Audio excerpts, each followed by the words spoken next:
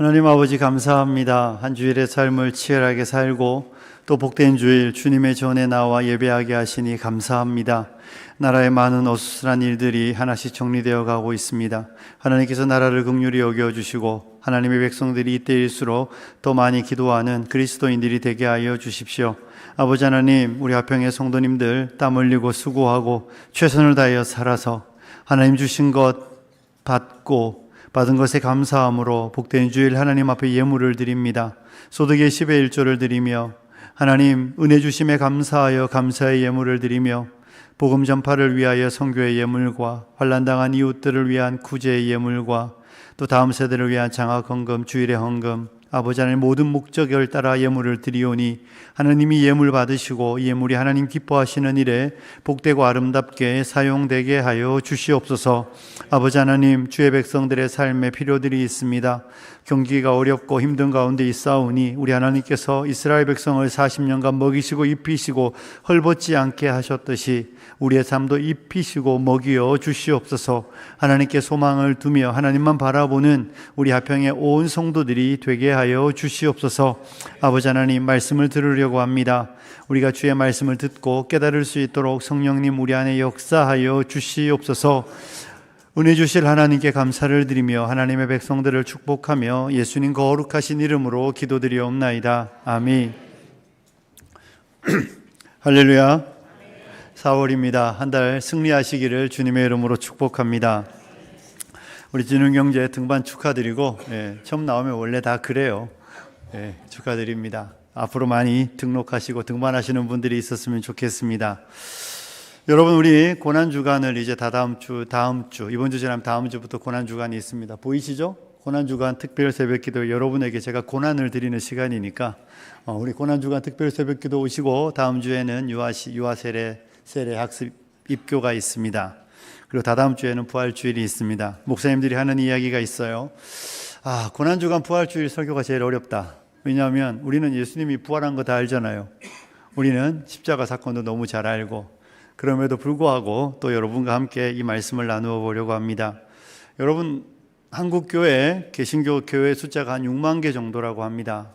그런데 교회의 불들이 꺼져가고 있어요. 코로나 이후에, 코로나 끝나고 그 다음에 교회가 한 3천 개 정도 문을 닫았답니다. 그리고 지금도 아마 1년에 1,000개, 2,000개씩 문을 닫아가는데 정확한 통계가 잘 나오지는 않아요. 만약에 2,000개라면 30년 뒤에는 교회는 없어진다는 이야기고 3,000개면 20년 뒤에는 교회는 없어진다는 이야기입니다. 이것이 현재 저희와 여러분이 속해 있는 한국 사회의 현실입니다. 예전에 제가 어릴 때 목사님들이 이런 이야기 많이 하셨어요. 외국에서 비행기 타고 다 한국 돌아오면 하늘에서 내려다보면 온 동네 빨간 십자가 네온 사인이 있었다고. 요즘 빨간 네온 사인 보신 적 있으세요? 거의 태풍 몇 번 맞고 여러 가지 이유로 교회 종탑이 다 사라져가고 있습니다.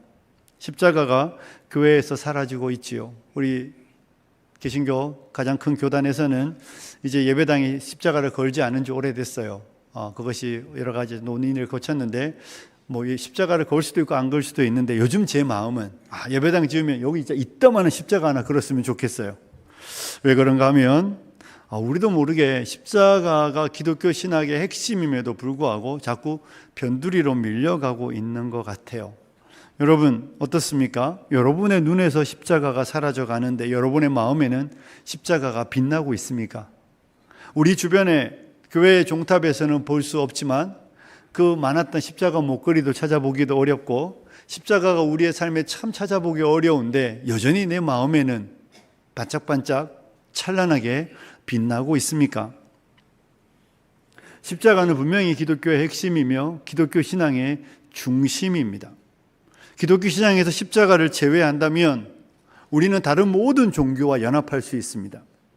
기독교 신앙에서 십자가를 빼버린다면 우리는 다른 모든 사람들과 함께 협력하여 선을 이룰 수 있습니다.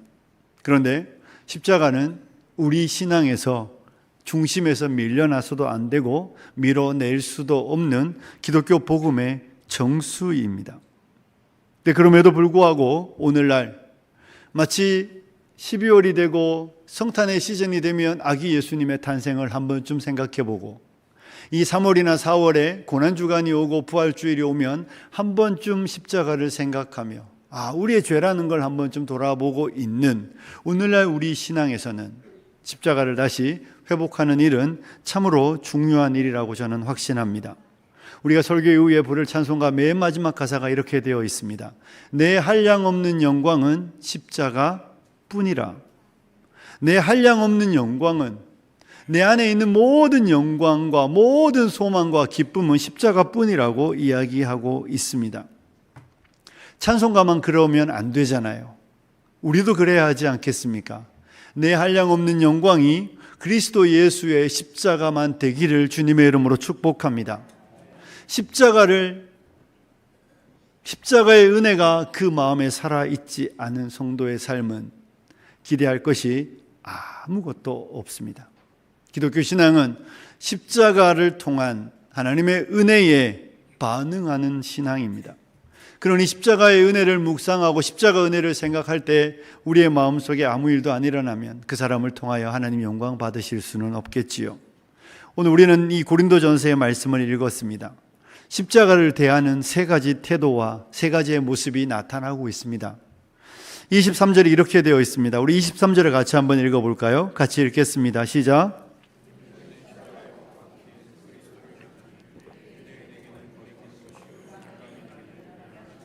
아멘. 여기 보면 우리라는 사람들이 나오고 유대인들이 나오고 이방인들이 나오고 있습니다. 먼저 유대인들에게는 십자가는 거리끼는 것이라고 말하고 있습니다. 이 성경이 기록될 당시 예수님이 활동할 그 유대 땅에서 십자가는 거리끼는 것이라는 것입니다. 다른 표현으로 하면 십자가는 덧치고 함정이며 장애물이라는 것입니다. 유대인들에게 십자가는 장애물이며 덧치며 함정이며 거리끼는 것이 되었다라고 성경은 우리에게 가르쳐주고 있습니다. 여러분, 유대인들은 표적을 좋아했습니다. 이적을 좋아했습니다. 예수님께 찾아와서 예수님, 당신이 하늘로부터 온 표적을 우리에게 보여주십시오. 이적을 보여주십시오 라고 말하며 신기한 체험, 신비한 능력 나타나는 것으로 당신을 증명하라고 예수님께 말했습니다. 그 표적을 좋아하는 사람들, 그들은 메시아를 기다렸습니다. 그들은 메시아가 와서 그들을 구원하여 주기를 간절히 갈망했습니다. 그들이 꿈꾸고 그들이 바라보고 그들이 소망했던 메시아는 예수님 당시에 유대인들이 로마의 압제와 박해 가운데에 있었기 때문에 그들을 로마의 박해와 압제로부터 구원하여 다시 이스라엘이라는 유대라는 나라를 세우고 그들이 그 땅에서 영광을 드러내며 살아가는 그런 것을 꿈꾸는 사람들이었습니다. 다시 다윗과 솔로몬 시대를 꿈꾸었던 사람들이 유대인들이었습니다. 그들은 그런 메시아를 기다렸죠. 그래서 우리 예수님이 나귀 타고 예루살렘에 입성하실 때 이렇게 외쳤습니다. 호산나 호산나 외쳤습니다. 지금 구원하여 주십시오. 지금 구원하여 달라고 그들은 목 놓아 외쳤죠. 그들은 예수님이 예루살렘에 들어가시면 이제 유대 나라가 회복되는가 생각했었습니다. 그런데 예수님은 우리가 너무 잘 아는 대로 십자가에 달려 돌아가셨습니다. 아무것도 하지 않으시고 너무 무기력하고 너무 무능력한 모습으로 십자가에 달려 돌아가셨으니 유대인들이 볼 때 나사렛 예수는 메시아일 수도 없고 나사렛 예수가 다 죽은 십자가는 자랑할 거리가 되지 않는 것입니다. 뿐만 아니라 신명기 21장 23절에 보면 이런 구절이 나오고 있습니다. 맨 마지막에 부분에 보면 신명기 21장 23절인데요. 나무에 달린 자는 하나님께 저주를 받았음이니라. 하나님께 뭐 받았다고요? 저주. 나무에 달려 죽은 자는 하나님께 저주받은 자라고 그들은 믿었습니다. 그러니 하나님께 저주받은 사람을 어떻게 자랑할 수 있습니까? 하나님께 저주받은 사람을 어떻게 그들의 메시아로 영접할 수 있겠습니까? 그러니 유대인 입장에서는 십자가는 수치입니다. 십자가는 자랑할 거리가 되지 않습니다. 십자가 예수를 믿으라는 이야기는 것은 그들에게 함정이며 덧치며 부끄러운 것입니다. 하나님께 저주받아 죽은 나사렛 청년, 이적은 몇 번 행하기는 했지만, 기적도 행하기는 했지만 우리 민족을 구원할 만한 능력도 없어 십자가에 죽어버린 그 청년의 십자가를 믿으라고 말하는, 그 청년이 메시아라고 말하는, 그 하나님께 저주받아 죽은 그 사람이 우리의 소망이라고 말하는 그 가르침을 유대인들은 도무지 용납하고 받아들일 수가 없었습니다. 그러니 십자가가 전해질 때마다 그들은 십자가는 거리끼는 것이었습니다. 그들을 함정에 빠뜨리고 덫에 걸리게 하며 그들에게 방해물이 되었습니다. 그들은 저렇게 무능력하고 무기력하고 아무것도 하지 못하는 하나님의 아들이라고 말하는 예수를 메시아로 영접할 수가 없었습니다. 그들이 생각하는 구원은 그런 게 아니니까요. 그들이 바라보는 구주는 그런 사람이 되면 안 되기 때문에 그렇습니다. 사랑하는 성도 여러분, 오늘날 교회 안에 혹시 유대인들과 같은 메시아를 기대하시는 분들이 있지는 않습니까? 여러분, 기독교를 믿고 기독교를 따르며 기독교 진리 안으로 들어오면서 여러분이 기대하고 바라는 것이 혹시 유대인들처럼 독립과 자유와 더 높은 권세를 얻는 그런 것, 예수를 믿고 예수를 따르며 예수의 제자가 되고 예수님의 길을 간다고 말하면서 혹시 그 길에 높은 자리, 출세, 성공, 부귀, 영화, 건강을 바라보고 있지는 않습니까?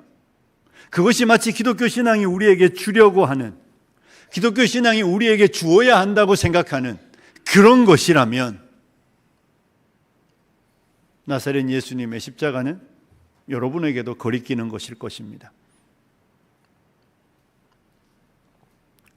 십자가는 우리에게 더 나은 어떤 삶을 보장해 주지 않습니다. 십자가는 우리에게 더 윤택한 삶을, 더 넉넉하고 더 부유하고 더 많은 권세를 얻는 것으로 우리에게 가르쳐 주고 있지 않습니다. 십자가는 모든 것을 버리고 오를 수 있는 길입니다. 십자가는 모든 것을 내려놓고 달릴 수 있는 곳입니다. 십자가는 그렇게 달리고 그렇게 질 때에만 의미와 목적이 있는 것입니다. 그럼에도 불구하고 기독교 신앙 안에 들어왔는데 기독교 신앙을 말하면서 십자가, 그 십자가를 말할 때 우리 안에 다른 어떤 것이 더 첨가되어야 될 것처럼 생각한다면 우리는 나사렛 예수가 우리에게는 거리끼고 있는 것입니다. 동시에 이방인들은 어떻습니까? 23절에 이방인들에게는 미련하다라고 말하고 있습니다. 여기서 이방인은 사도 바울의 표현으로 빌리면 22절에 유대인은 표적을 구하고 헬라인은 지혜를 찾으나라고 말할 때 헬라인이라고 생각하면 됩니다. 그러니 헬라인들, 그리스 사람들에게 십자가는 미련한 것입니다. 여기서 미련하다는 표현은 바보스럽다는 것입니다. 야, 십자가는 그 바보짓 아니야, 이런 의미예요.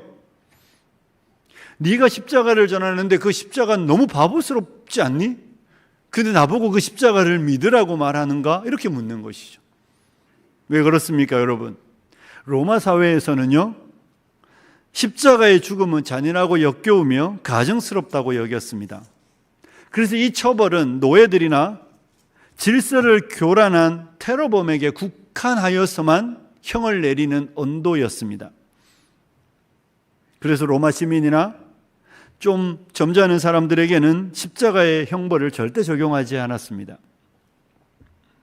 그래서 이 로마인들은 십자가가 너무 역겨운 것이었기 때문에 그들이 대화하는 일상의 대화 속에서 십자가라는 단어를 표현하지도 않았다고 말합니다. 십자가를 표현해야 되면 우회적으로 다른 방식으로 그 십자가를 표현할 만큼 그들에게 십자가는 수치스러운 것이고 입에 담기에도 창피한 것이라는 것이었습니다.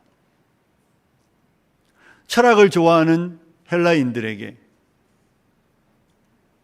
그들에게 철학에서 보이는 세계가 있고 보이지 않는 세계가 있습니다. 플라톤의 철학을 말하면 이데아의 세계가 있습니다. 그 이데아의 세계는 불변하며 완전하며 참된 세계였습니다. 그리고 보이는 세계는 불완전하고 완전하지 않으며 진짜 세계가 아니었습니다. 그러니 우리 이 세계는 이 헬라 철학자들에게는 완전한 세계가 아니에요. 동경의 대상이 아니에요. 변하지 않는, 불변하는 완전한 세계는 이데아에 보이지 않는 세계였습니다. 그런데 그 세계로부터 신이 인간의 몸을 입고 온다는 것 자체가 헬라인들의 입장에서는 용납되지 않는 이야기예요. 그런데 거기서 한 걸음 더 나아가더니 신이 인간이 되었는데 거기서 끝나면 그것도 한번 생각해 볼 텐데, 그 신이 그들이 가장 수치스러워하고 입에 담지도 않는 십자가에 죽었다고 말하는 것이죠. 그러니 헬라인들의 지혜 속에 하나님의 아들 예수의 십자가는 말이 되지 않는 이야기입니다.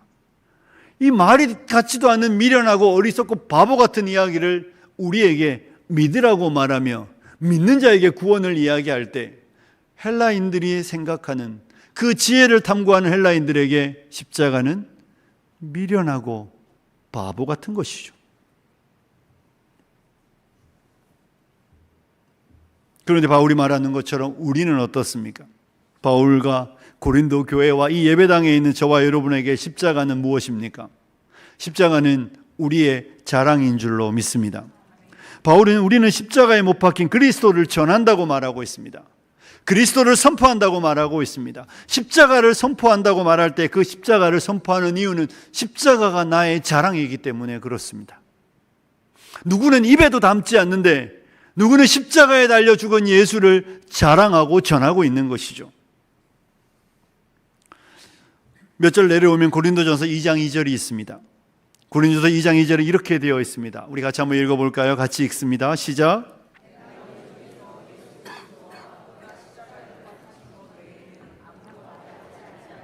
작정하였음이라. 아멘. 내가 너희 중에서 예수 그리스도와 그의 십자가에 죽으신 것 외에는 아무것도 알지 아니하기로 뭐 했다고요? 작정했다라고 말하고 있습니다. 나는 십자가에 죽은 예수 외에는 아무것도 모른다는 이야기예요. 내 기억이 계속 쇠퇴해져 가도 나는 다른 건 다 잊어버려도 예수님의 십자가만은 기억하고 그것은 자랑하겠다는 바울의 의지적 결단이죠. 사도 바울은 내가 기억하는 한 가지, 내가 자랑하는 한 가지는 나사렛 예수님과 그의 십자가의 죽으심입니다 라고 우리에게 말하여 주고 있습니다. 혹시 그런 영상 보셨습니까? 어떤 치매에 걸린 우리 할머니에게 물었습니다. 이 사람 누군지 아냐고. 모른다고. 저 사람은 아냐고. 모른다고. 자식도 모르고 이제 남편도 아무도 기억하지 못하는데 예수님이 누구냐고 물었더니 나의 주시고 나의 하나님이라고. 여러분, 바울은 그런 이야기를 하고 있는 거예요. 나는 예수님은 기억합니다. 나는 십자가만 기억합니다. 나는 예수님의 십자가만 자랑합니다라고 말하고 있습니다. 여러분은 어떻습니까? 우리는 십자가를 자랑하고 있습니까? 우리는 십자가를 사랑하고 있습니까? 십자가는 우리에게 무엇과도 바꿀 수 없는 고귀하며 가장 소중하고 귀한 것입니까? 십자가가 우리의 삶의 전부가 되고 있습니까? 십자가는 우리의 찬양의 이유이며 제목이며 내용이 되고 있습니까?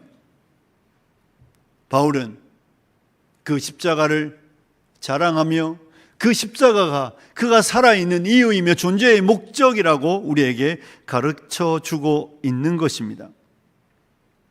사랑하는 성도 여러분, 십자가는 유대인들은 거리끼게 만들었고 헬라인들은 미련하다고 생각하게 만들었고 그리스도인들에게는 자랑이며 전파의 제목이 되도록 만들었습니다. 여러분의 십자가는 어디입니까? 여러분의 십자가를 어떻게 이해하고 어떻게 바라보며 십자가를 대하고 있습니까? 사도 바울이 십자가를 이렇게 자랑하고 전하는 이유가 무엇일까요? 바울이 십자가를 자랑하고 전하는 이유는 십자가는 하나님의 능력이며 하나님의 지혜이기 때문입니다. 십자가 안에는 하나님의 지혜가 나타나고 십자가 안에 하나님의 능력이 있기 때문에 바울은 십자가를 전하고 자랑하고 있다라고 말하고 있습니다. 십자가가 왜 하나님의 지혜입니까? 십자가가 하나님의 지혜인 이유는 인간의 난제를 풀 수 있는 유일한 길이 십자가이기 때문입니다. 우리에게 있는 문제는 무엇일까요? 사람에게 있는 문제는 뭐죠? 죄와 죽음의 문제입니다. 모든 사람이 죄를 범하였으며 하나님의 영광이 이르지 못한다고 성경은 말하고 있습니다. 사람 가운데 누구도 죽지 않는 사람이 없습니다. 건강한데도 죽습니다. 때로는 병들어 죽습니다. 나이 많아서 돌아가시기도 합니다. 그 죽음의 원인이 무엇입니까? 죄입니다. 죽음의 문제가 우리에게 없다면 우리는 기독교 신앙을 굳이 가지거나 믿을 필요가 없습니다. 죽음의 문제가 우리에게 문제가 되지 않는다면 우리는 기독교 안에 이렇게 헌신하거나 이 귀한 날, 좋은 날, 이 예배당에 와 앉아 있을 이유가 없습니다. 그런데 안타깝게도 사람 가운데 누구도 죽음의 문제를 해결한 사람이 없다는 것입니다. 모든 사람은 죽습니다. 그 죽음의 원인을 성경은 죄라고 분명히 말합니다. 죄의 싹은 사망이다. 믿으십니까? 죄의 결과는 사망입니다. 사망이 오는 이유는 죄 때문입니다. 우리 가운데 누구도 죄를 스스로 해결할 수 있는 사람은 없습니다. 죄는 반드시 형벌을 가져오는 것이죠. 이것이 하나님이 정한 법칙입니다. 하나님은 죄에 관하여 결단코 죄를 가볍게 여기시거나 죄를 죄 없다고 말씀하실 수 없는 분입니다. 왜냐하면 하나님은 의로우신 분이니까요. 하나님은 죄를 심판하시고 죄인에게 형벌을 내리시는 분이십니다. 하나님이 의롭다는 사실을 여러분은 기억하셔야 합니다. 하나님은 의로우시기 때문에 의로우신 하나님은 죄에 관하여 분명하게 반응하십니다. 한번 생각해 보십시오. 요즘 우리 사회에 최근에 저는 뉴스 이런 거 보면서 법조계가 이렇게 왜곡되게 반응할 수 있는가라는 생각들을 참 많이 합니다. 여러분, 한 존경받는 판사님이 계셨습니다.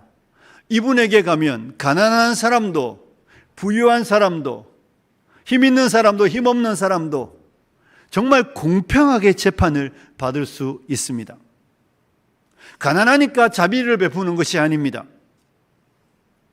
부유하니까 또 그의 죄를 감하여 주는 것이 아닙니다. 이 사람은 너무 공평하고 너무 의로운 사람이기 때문에 죄를 법대로 판단하는 사람이었습니다. 그래서 모든 사람의 존경을 받았습니다. 그런데 이 사람에게 문제가 생겼습니다.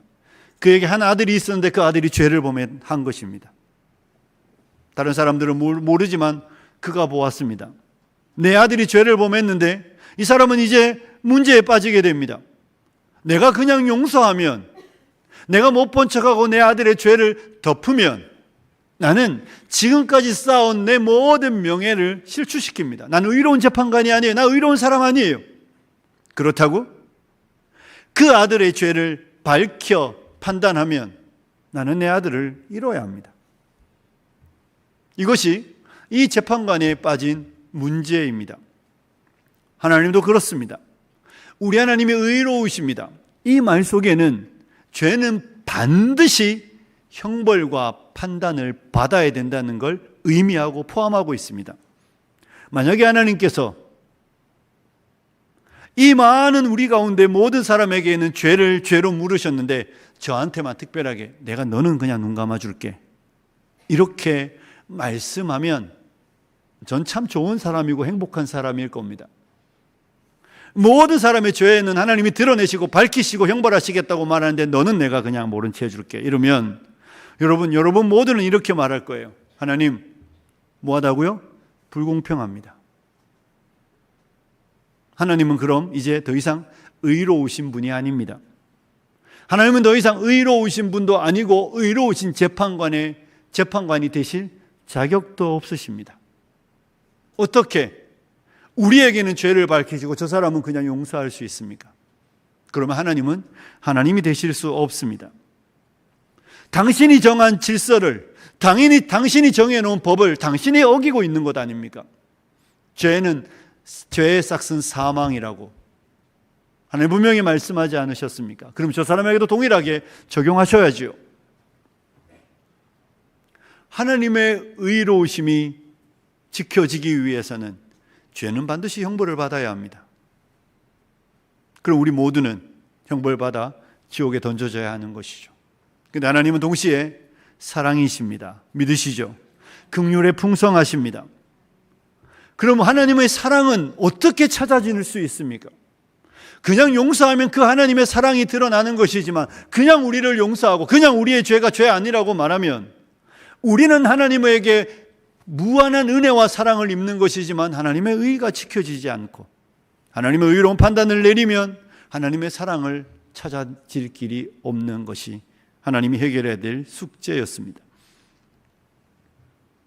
그래서 하나님이 선택한 방식이 무엇입니까? 십자가인 것입니다. 하나님이 십자가를 이 땅에 하나님의 의를 내세우고 우리의 의로움을 얻어내기 위하여 하나님이 정한 방식이 십자가였습니다. 죄는 그냥 용서될 수 없습니다. 죄는 그냥 용서되면 절대로 안 되고 될 수도 없습니다. 왜? 하나님은 의로우시니까. 그래서 하나님은 하나님의 아들의 십자가를 이 땅 가운데 세우셨습니다. 그리고 십자가를 통하여 하나님의 의로우심을 세우시기 위하여 하나님의 아들 예수에게 저와 여러분이 받아야 되는 모든 저주를, 우리에게 내려야 되는 모든 형벌을, 우리가 져야 되는 모든 죄의 짐을 그 아들에게 지우신 것입니다. 그리고 그 모든 진노를 하나님은 거기에 쏟아내셨습니다. 그리고 하나님은 스스로 의로우심을 유지하셨습니다. 그 아들의 죽음으로, 그 아들이 죄의 삭슨 사망이라는 그 형벌로 인하여 저와 여러분은 죄의 문제를 해결받게 되는 것입니다. 그가 대신 고통당했기 때문에, 그가 대신 십자가를 졌기 때문에, 그가 대신 십자가에서 모든 죄의 형벌과 저주를 받아내셨기 때문에 우리의 죄가 아들 예수님에게 전가된 것입니다. 이것이 십자가에 나타난 하나님의 지혜입니다. 로마서 3장 25절과 26절에는 이런 구절이 나오고 있습니다. 로마서 3장 25절, 26절 같이 읽습니다. 시작.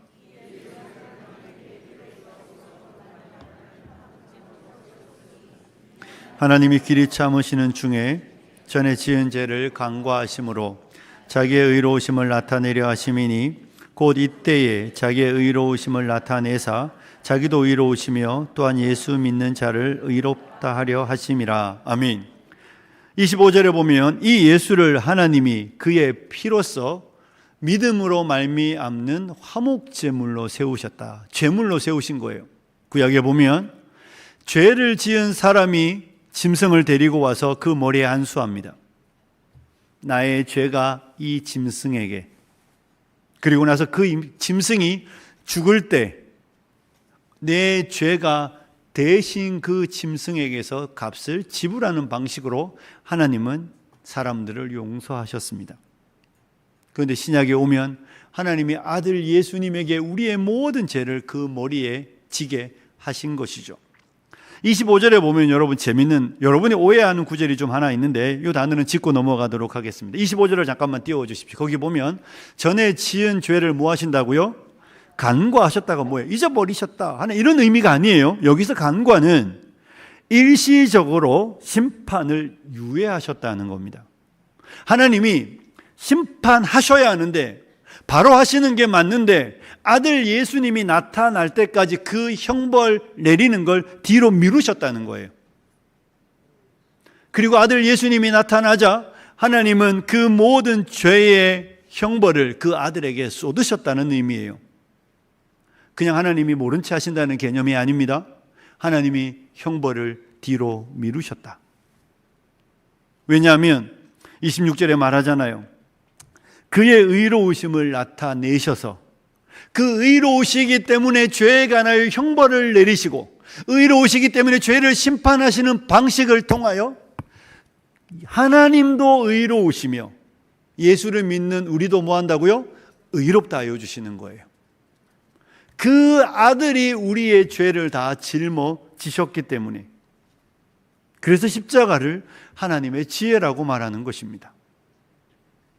내가 안 죽으면 하나님이 문제고, 우리가 살면, 우리가 죽으면 하나님은 우리를 향한 사랑을 베풀지 못하시는 이 딜레마를 하나님께서는 아들 예수님을 보내셔서 그가 모든 죄를 우리를 대신하여 담당하심으로, 그가 모든 형벌을 받으심으로 그의 의로우심을 지켜내시고, 그 하나님의 의로우심과 함께 우리도 의롭게 하여 주시며, 그 십자가로 하나님도 의로운 길을, 우리도 의로워지는 방식을 택하셨기 때문에 십자가는 하나님의 지혜라고 말하는 것입니다. 동시에 십자가는 하나님의 능력입니다. 십자가는 어리석고 미련해 보이지만 죄와 사망의 권세를 깨뜨리는 하나님의 능력입니다. 십자가로 하지 않고는 죄와 사망이 깨어질 수 없습니다. 히브리서 2장 15절에 보면 이런 구절이 나오고 있습니다. 또 죽기를 무서워함으로 한평생 매여 종노릇하는 모든 자들을 뭐 하신다고요? 놓아주려 하심이라. 죽기를 무서워하여 한평생 종노릇하는, 어디에 종노릇합니까? 사망의 종노릇하는 것입니다.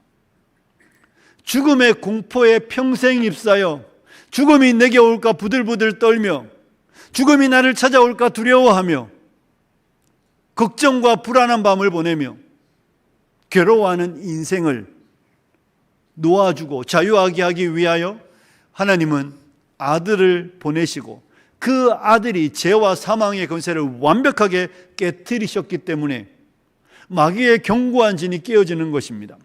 지금도 마귀가 사용하는 최고의 무기는 사망이며 죽음입니다. 신기한 것이죠. 이미 끝났는데 십자가에서 죽음이 죽었습니다. 십자가에서 사망이 사망의 언도를 받았습니다. 무슨 이야기겠습니까? 십자가 안에서 죽음이 문제가 해결되었기 때문에 더 이상 사망은 권세를 잃어버린 것이죠. 더 이상 죽음은 아무 의미 없는 것입니다. 예수 믿는 자 안에 사망이 무슨 권세가 있습니까? 여러분, 죽는 게 불행합니까? 죽는 게 정말 이 땅에서 가장 슬픈 일입니까? 가족을 보내서 슬픈 것이지만 죽음은 성도에게 무엇이죠? 영광의 문입니다. 무엇이라고요? 죽어야 영광의 문이 열리기 때문에 사망은 더 이상 성도 안에 어떤 영향력도 미치지 못하는 것입니다. 십자가에서 사망이 사망했고 십자가에서 죽음이 죽었습니다. 그래서 단어는 있는데 더 이상 영향력은 없는 것이죠. 단어는 있지만 더 이상 나와 관계없는 것입니다. 형벌이라는 단어는 있지만 우리에게 더 이상 죄의 형벌은 있습니까? 없습니까? 없습니다. 형벌로서의 사망은 우리에게 존재하지 않는 것입니다. 그래서 십자가는 하나님의 능력입니다. 모든 죄의 권세를 깨뜨리시는 하나님의 능력이 십자가임을 믿으시기를 소원합니다. 그래서 십자가의 도는 오늘 바울이 이야기하듯이 멸망하는 자들에게 미련해 보이지만 구원 얻는 우리에게는 하나님의 능력이며 하나님의 지혜가 되는 줄로 믿습니다. 사랑하는 성도 여러분, 저와 여러분은 십자가를 통해 기독교의 본질을 발견하고 십자가 안에서 우리의 영혼의 안식을 얻는 줄로 믿습니다. 이 십자가 외에 무엇을 더하는 건 기독교 신앙이 아닙니다. 목사님, 십자가만 있는 건 아니잖아요. 십자가 외에 성공도 영광도 다른 무엇도 있는 거 아닙니까? 그게 기독교 아닌가요? 어림없는 이야기입니다. 사도 바울이 분명히 아까 우리 읽었잖아요. 내가 너희 가운데서 예수 그리스도와 그의 십자가의 죽으심 외에는 아무것도 알지 아니하기로 작정하였다. 바울은 고린도 교회에 가서 십자가와 그의 죽으심만 전했지 십자가 예수를 믿으면 여러분의 인생이 대박 난다고 절대 전하지 않습니다. 십자가 예수를 믿으면 여러분이 출세의 길이 열리고 성공의 길이 열리고 여러분이 더 나은 자리로 올라간다는 이야기는 성경 어디에도 하지 않았습니다.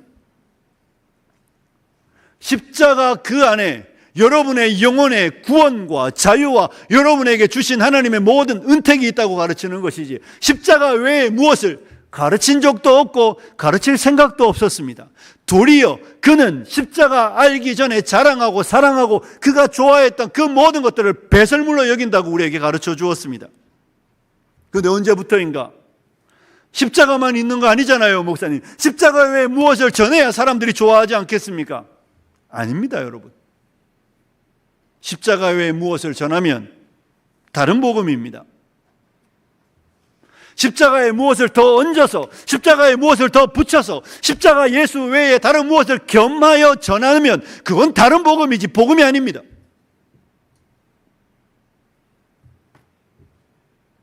여러분과 저는 분명하셔야 합니다. 물론 미움받을 수 있습니다. 이런 이야기하면 싫어합니다. 목사님 다른 것도 있지 않나요? 없다니까요. 다른 건 없습니다. 십자가 외에, 십자가에 죽은 예수 외에, 십자가 예수 안에 우리의 모든 인생의 답과 해답과 정답과 우리의 길과 우리의 방향이 있는 줄로 믿습니다. 하나님이 여러분의 인생에 다른 무엇을 보장해 주지 않으셔도, 하나님이 여러분의 인생에 다른 무엇은 길을, 다른 무엇을 여러분에게 제시하지 않아도 여러분과 저는 예수 그리스도 십자가 안에 기뻐하고 즐거워하고 감사하며 그 안에 안식을 얻어야 할 줄로 믿습니다. 멸망하는 자들에게는 미련하지만 어리석은 것이지만 구원 얻는 우리에게는 즐거운 것이며 기쁜 것이며 감사한 것이며 감격스러운 것이며 우리에게 그 안에 구원이 있는 줄로 믿습니다. 말씀을 마무리하겠습니다.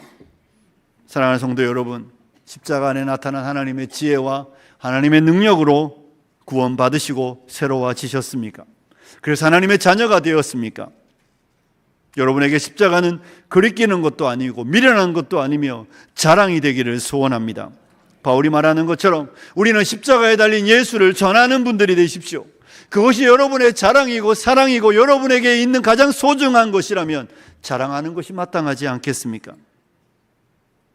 하나님은 전도의 미련한 방식으로 이 진리를 전하시기를 기뻐하시고 계십니다.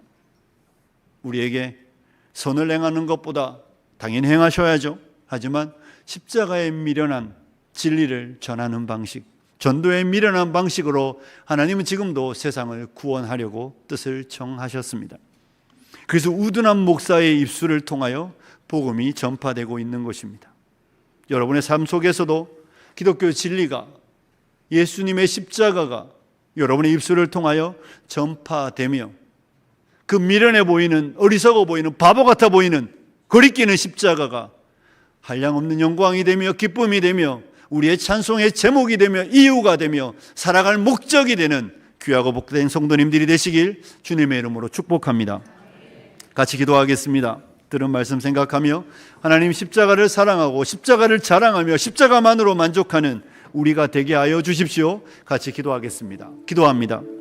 존귀하신 하나님, 우리에게 십자가 진리를 알게 하시고 십자가 지신 예수 그리스도 안에 안식과 기쁨과 평안을 얻게 하시니 감사합니다. 아버지 하나님, 다른 무엇을 더